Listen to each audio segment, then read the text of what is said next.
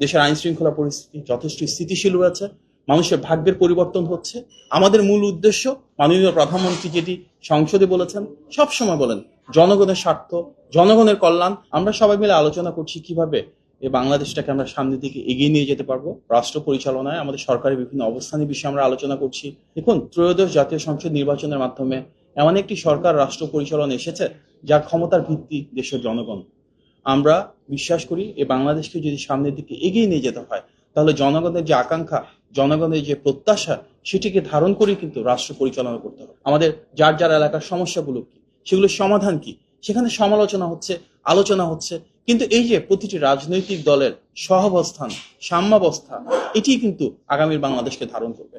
আমরা চাই গণতান্ত্রিক প্রতিটি রাজনৈতিক দল, প্রতিটি রাজনৈতিক প্রতিষ্ঠান, প্রতিটি মানুষ যতক্ষণ পর্যন্ত মানবাধিকার থাকবে, আইনের অনুশাসন থাকবে, বাক স্বাধীনতা থাকবে, গণতান্ত্রিক মূল্যবোধ থাকবে, আমাদের ভিন্ন মত, ভিন্ন পথকে ধারণ করে কিন্তু আমরা এই বাংলাদেশকে সামনের দিকে এগিয়ে নিয়ে যেতে পারবো।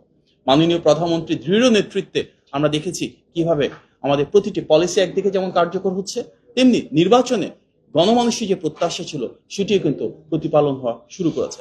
দেশের আইন শৃঙ্খলা পরিস্থিতি যথেষ্ট স্থিতিশীল রয়েছে, মানুষের ভাগ্যের পরিবর্তন হচ্ছে।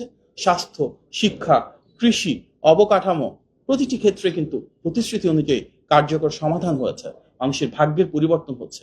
আগামীর যে বাংলাদেশ আমরা প্রত্যাশা করি, সেখানে আমরা চাই পারস্পরিক সৌহার্দ্য থাকবে, সহাবস্থান থাকবে, এমন রাজনীতি, এমনভাবে দেশটাকে বিনির্মাণ করা যেখানে অপপ্রচার থাকবে না। আমাদের জাতীয় সংসদের প্রথম অধিবেশনে যেটা দেখেছি, সেই যে সৌহার্দ্য এবং পারস্পরিক সম্প্রীতি, এই যে সহাবস্থান, এটি হোক আগামীর বাংলাদেশের পথ চলা।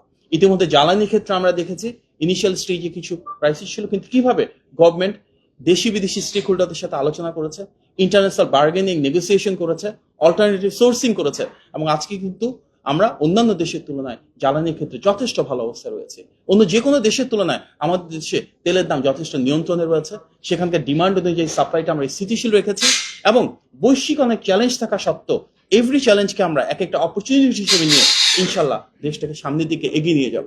আমাদের মূল উদ্দেশ্য, মাননীয় প্রধানমন্ত্রী যেটি সংসদে বলেছেন, সবসময় বলেন, জনগণের স্বার্থ, জনগণের কল্যাণ। একটি নির্বাচিত সরকার হিসেবে আমরা দায়বদ্ধ জনস্বার্থের প্রতিফলন ঘটিয়ে বাংলাদেশের স্বাধীনতা, সার্বভৌমত্ব, জনগণের স্বার্থকে সর্বোচ্চ প্রাধান্য দেওয়া, সেই লক্ষ্যে একটি স্বচ্ছ, জবাবদিহিমূলক রাষ্ট্র ব্যবস্থা আমরা গড়ে তুলেছি, এবং ইনশাল্লাহ এই স্বচ্ছতা, জবাবদিহিতা এবং দায়বদ্ধতাকে ধারণ করে ইনশাল্লাহ গণ আকাঙ্ক্ষার প্রতিফলন ঘটিয়ে বিএনপি সরকার মাননীয় প্রধানমন্ত্রীর নেতৃত্বে এই দেশের প্রতিটি মানুষের জন্য সমৃদ্ধি এবং স্বনির্ভরতা নিশ্চিত করবার জন্য কাজ করে যাবে।